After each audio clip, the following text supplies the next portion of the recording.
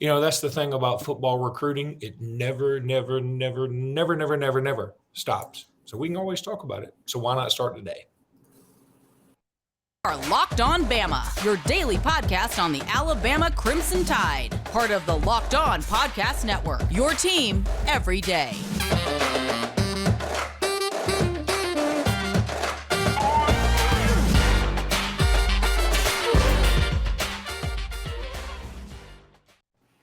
Hey, everybody, and welcome back into Locked On Bama. Luke Robinson, that's me. Jimmy Stein, that's him. Jimmy, how are you today? I am doing great, man. Lots of Alabama stuff going on. Do you realize that like a week from now, not only are we going to be in the midst of our greatest basketball season ever, be 1 week closer to football spring practice, we're going to have Alabama softball and Alabama baseball. About 1 week from now, we'll be in the midst of all of it. It's just an orgy of Alabama-ness. It's exactly that. So put on protection, people. All right. From the I want sun. to thank everybody. From the sun. These are outdoor sports. I want to thank everybody for making us your first listen. This episode is brought to you by FanDuel. We'll talk about FanDuel here in just a little bit. But, Jimmy, right now, I want to talk about some of the top offensive targets in state for the University of Alabama. Andrew Bone, your cohort over at On 3, came out with a good list of these guys. And he started out with Perry Thompson. Look, Perry Thompson, a wide receiver from Foley, committed to Alabama. He'd been committed for quite some time now. Great player, 6'3", about 200, 205 pounds. He's the number 2 player in the state behind Jalen Mbakwe, who's also committed to Alabama, but who projects as a defensive back. So we'll talk about him on another show. But Perry Thompson, watch some highlights. Man, he's a lot of fun to watch. I mean, he goes up and gets the ball, and he's got plenty of speed. So really, really excited about him. Now, here's the one caveat. He visited Auburn recently. And after visiting Auburn, he said, I'm about 60% committed. There's that again, is just the way it is. Kids are going to put percentages on everything. And there's rarely anybody who says, hey, I'm not even visiting anybody. I'm not going to do anything else. So I think we'll just have to fend some folks off. And the one concern when you get a offensive coordinator like Tommy Rees, who is more run-oriented, or at least perceived to be, is it certainly does give a coach like Hugh Freeze, who is perceived to be more of a pass-happy guy, an opportunity to go in there and steal one away from Alabama. Yeah, I think Perry Thompson's open to hearing what Auburn has to say, and some others. Let's not ever forget, with NIL, it's not just listening to other schools. It's listening to these what you might be able to earn and make during your time here or there. I mean that there will be more kids than ever open to. Because an offer is not just an offer anymore. An offer used to be everybody offered the same thing. I mean, it was a scholarship, and it's basically worth the same no matter where you go. But now it's totally different. So I'm sure Perry Thompson will be open to Auburn and Georgia and some other schools. I think today, as we record this, a good 10 months from signing day, I'm confident Perry Thompson ends up in the Alabama class. He's a really good player. I'm excited about him. This comp may not get people too excited because how we're in this Devontae Smith world where people only get excited if you sign a receiver and you're like, this guy's like Devontae Smith. But I think Perry, to give you an idea of what his career might look like or what he'd look like as a player at Alabama, I think he's a lot like Ja'Cory Brooks. And in that way, I'm describing his talent. He's a big-bodied receiver, and much like Brooks, he uses his body to get open. By that, I mean, you'll probably notice that Ja'Cory Brooks is really good at those contested catches. It's because he uses his body like a rebounder to kind of block the DB from making a play on the ball. He's got long arms. He's a big frame. He's got great hands. He's really strong. And while he's probably not a 4.3 guy, he runs pretty well. Ja'Cory Brooks runs better than people think on that mile per hour thing. Ja'Cory runs about as well as most of our other receivers. Just doesn't seem like it because he's a bigger body, takes those longer strides. Perry, very similar in that way. He's probably a mid 4.5 guy, high 4.5s. He can run, no doubt. He's just not his number one trait, much like Ja'Cory Brooks. So I think he'd be a similar player with a similar skill set, and that's valuable. We always talk about wide receiver cores. They're like basketball. You need one of everything until you have five of them. Just like basketball, you need five of them, almost all with a different skill set, and that's when you have a really good wide receiver core. So Perry Thompson definitely be a guy that adds to that. Got to hold on to him. Got to recruit him like he's not. Hey, when a kid says I'm 60% committed, he's not committed. You got to recruit him like he's not committed. But he's one to watch throughout this whole season. I think he'll be a high priority for Alabama. Let's see if he comes back to Alabama's camp this summer. He earned his Alabama offer last summer when he came to Alabama's camp following his sophomore season. Muted.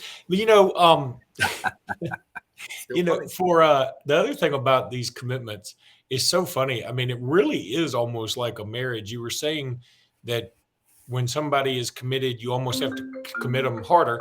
And now a phone call, just unbelievable. How these hit the daily double. No, we need is for my fake stadium background to stop working. And let's point out again that I have the fake stadium background.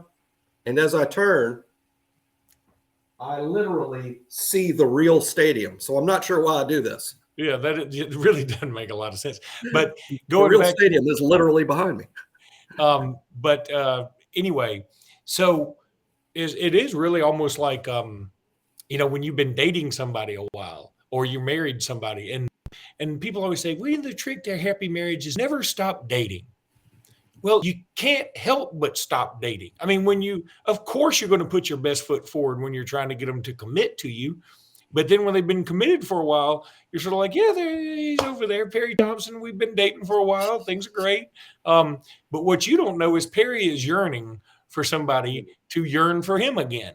And so that's where it becomes difficult. And that's where it may be a positive that Alabama has some new coaches maybe getting involved. I mean, it's almost like inviting somebody into a car key swingers club. You just put a bunch of car keys in a bowl and whoever you go home with, that's the code for that particular year. I'm married. We're clearly still dating because yesterday we went to see 80 for Brady, and I did not pick that. Y'all are dating. Dead. It actually is. It's a collision of chick flick and football. So there's that. Julio's in it. Julio's literally in it, and which is cool. I mean, the most amazing part for those who haven't seen it, and I'm sure which would basically be all of you, a real cool thing that I've never seen before in any movie. They showed the 2017 Super Bowl. That the movie's about the 2017 Super Bowl when the Patriots came back to beat the Falcons, and so they're showing the game because the Jane Fonda and them, they're watching the game. They're showing the game, and it's literally the game, and how they intersperse the highlights into a brand new movie like the game was happening as you're watching it was really impressive. The highlights were movie quality, if that sounds right. I mean, but they were they showed Julio making that great, Julio made a great catch in the second half of that game. They showed it in the movie, and Julio's mentioned a few times. They show a cardboard cutout of Julio, and so that part's pretty neat. Well, it's interesting because we were talking about a wide receiver from Foley. And Julio was from Foley. And also, before I go to break, one interesting sidebar.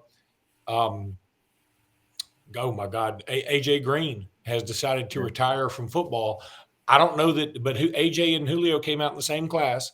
I don't know if that means Julio's about to retire. I hope he doesn't. They were in the same signing class, if people remember. They played against each other in that big famous blackout game against Georgia, and Julio really outshone him. So anyway, just very interesting how their careers have paralleled.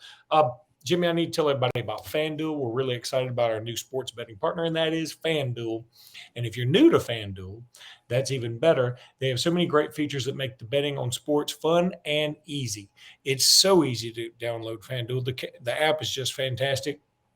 Download the FanDuel app now so you can bet on Super Bowl 57, which is this Sunday if you haven't heard. It's a no-sweat first bet promotion here. You'll get up to $3,000 back in bonus bets if your first bet does not win. The FanDuel Sportsbook is safe, secure, and super easy to use. Trust me on this one. Best of all, you get paid your winnings instantly. That's awesome. Feel free to download that FanDuel app and just get it going. So on FanDuel today, go join them. FanDuel.com/locked-on FanDuel.com/locked-on, FanDuel.com/locked-on. Make every moment more with FanDuel, official sportsbook partner of the NFL. Also want to encourage everybody to check out Locked On College Basketball. What a great podcast this is. And they're talking a lot of Bama stuff. They probably talking some Auburn A&M stuff if you enjoyed Auburn getting beat last night. So go check out Locked On College Basketball. Jimmy, we'll talk about one more offensive prospect because it's in the same realm, and then we'll talk basketball in the third segment. Perry Thompson, probably the top wide receiver, as long as you consider Jalen Mbakwe a defensive back, which I think Alabama does. But a guy who really seems to be shooting up the charts is Central Phoenix City athlete Cameron Coleman. This guy's 6'3", about 190 pounds. He does have an offer from Alabama. He got that a little over 2 weeks, maybe 2 weeks ago, plus or minus. He's in no rush to make a decision, apparently. Alabama, Auburn, Clemson, Florida State, Georgia, Penn State. He's from Central Phoenix City. They have put a lot of quality receivers out into the universe here recently. Most of them have gone to Clemson. One of them just recently went to Michigan. He is, he's a star.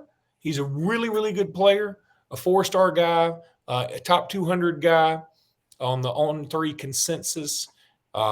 He's got predictions to both among A&M, Bama, Auburn, and Florida State. Auburn with a slight lead there. And it wouldn't shock me if he ended up at Auburn, but an interesting prospect nonetheless. Yeah, those Central Phoenix City receivers, an incredible run of receivers. I'd forgotten. Carmelo English went to Michigan, huh? I don't know in my head he had gone to Auburn, but I guess he was committed there at one point. But, boy, Central Phoenix City, Justin Ross, E.J. Williams, I guess they both went to Clemson. Now Carmelo English. I remember a receiver from Central Phoenix City that did sign with Alabama 1,000 years ago. I think it was during the Shula era. Triandus Luke was a wide receiver from there. Boy, what a tradition they have of producing big-time receivers of that program. And now there's another one in Coleman, obviously highly recruited, highly regarded. To me, with most of these guys, with almost really all of them, Alabama's so insistent on seeing these guys in camp. To me, it's regardless of your offers or where you're ranked. I'm sure Alabama's going to want to see him in camp, and they figure, hey, if you don't care to come to our camp and get coached by us, do you really care about playing football for Alabama? Why should we offer you if you're not coming to our camp and taking the time to get to know us as coaches and develop that? Because there's no better way to evaluate your own relationship with the coaching staff, coached by them, which is what happens during these camps. So with a kid like him, even though he's going to have a lot of offers and be pretty highly ranked, even him, it's going to be a really good idea for him to come to camp if he's going to be, a high priority player for Alabama. And at that size, 6'3", 190, and that program, which is just producing big time receivers by the buckets, that's just really interesting. Yeah, I do find him very interesting. I'm as a greedy Alabama fan, I would like to see maybe Alabama make a run more at the Wingo kid out of Missouri. That has got an Alabama offer, has decided he's going to visit. But I'm also very pro in-state. I mean, it's sort of like the LeBaron Philon thing, the guy who just committed to Auburn. And I would have signed him all day, every day. That's me. I'm not saying he definitely would have gone to Alabama had they pursued more. I'm not saying that. But it feels like it wasn't as big of a priority for Alabama as it was for Auburn. And I understand that if we've got dudes higher on our board or whatever. Personally, I'm just pro in-state guys if they're perceived to be good enough. I don't want to necessarily take chances on a bunch of randos, but Right. You know what I'm saying. So, well, I mean, this will be the second NFL draft in a row, and this isn't for sure yet because the draft hasn't happened, but it appears this could be the second NFL draft in a row in which the metro area of Mobile, Alabama, produces the most players drafted, more than Atlanta, more than Houston, more than Dallas, more than Miami, more than Los Angeles. These massive population centers. Mobile is beating them 2 years in a row. That's all the evidence and proof we need.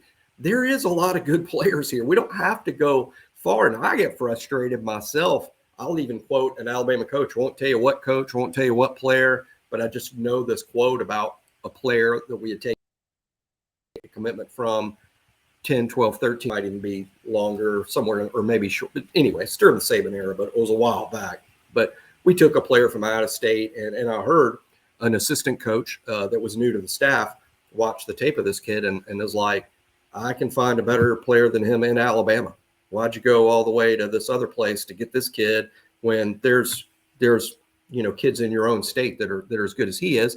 And that ended up being a correct evaluation. But the point is, recruiting the state of Alabama first makes so much sense. And there's really good players here.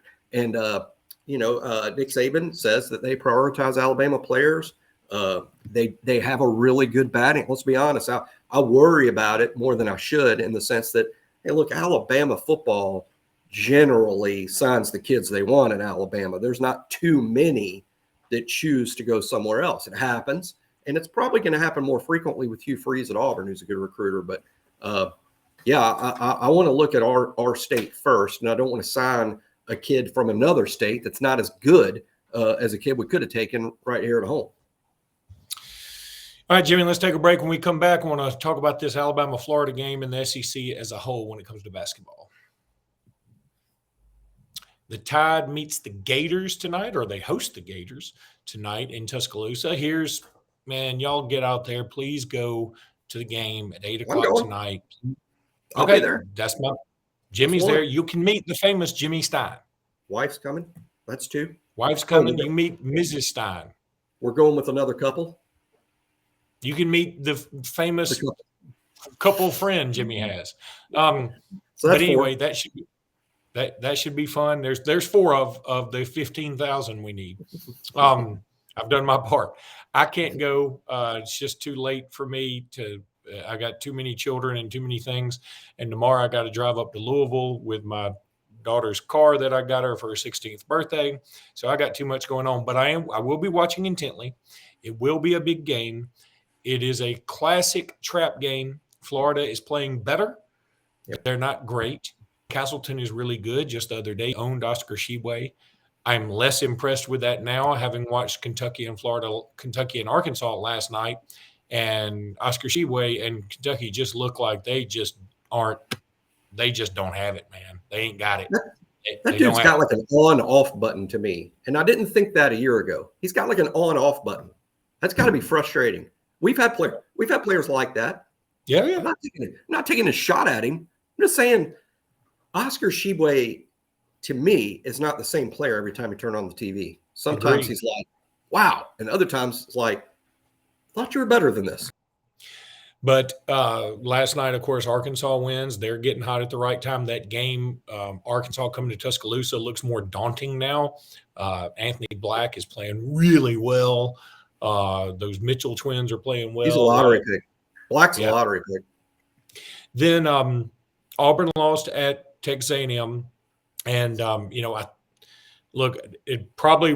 I don't know if it makes one hill of beans difference in the standings. I was pulling for A&M just because I do that by default. But I guess it would have been better for Alabama had Auburn won. But I don't know now. And Bruce Pearl got into a shouting match with a fan on the way out. And it just seems like, Alan Flanagan gets a tech for like blowing a kiss to a player after making a three. And Wendell Green jacks up a 35-foot three-pointer down 2 with just 20 seconds left for no reason. Look, Auburn's got some talent. I know they're not a great shooting team, but they've got some talent, and they can turn it on and be better. But man, this team feels like it's missing something. You know what this team feels like for Auburn? It feels like last year's Alabama squad.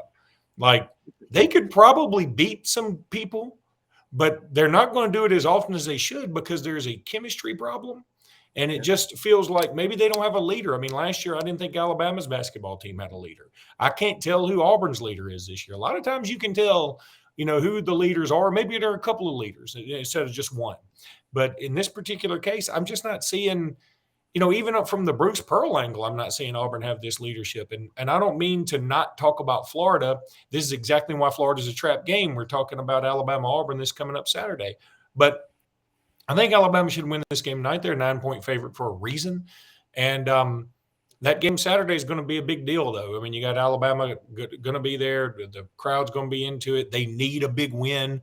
Look, Auburn can't afford to drop too many more games. I mean, they don't have a lot of quality wins because they didn't have a good schedule. So they need to beat an Alabama at home, or they need to beat a Tennessee at home, or they need to go to Rupp. And I don't even know if going to Rupp and beating Kentucky is enough anymore because of the way Kentucky's playing. But regardless, Florida on the other side, they got to do more than beat Alabama tonight. They got to win a bunch of games. So I feel like Florida, we might be catching them at a pretty good time.